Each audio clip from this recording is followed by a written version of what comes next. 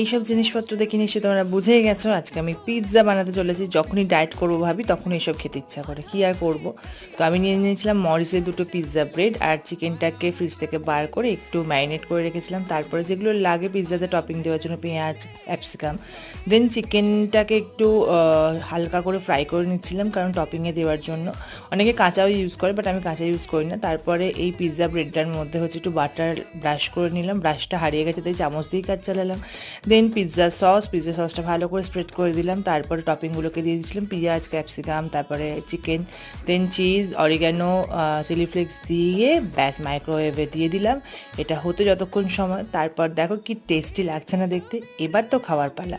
প্রথমে শুভাঞ্জন টেস্ট করছে, শুভাঞ্জন তো বলেছে দারুণ, বাড়িতে সবাই বলেছে খুব ভালো হয়েছিল।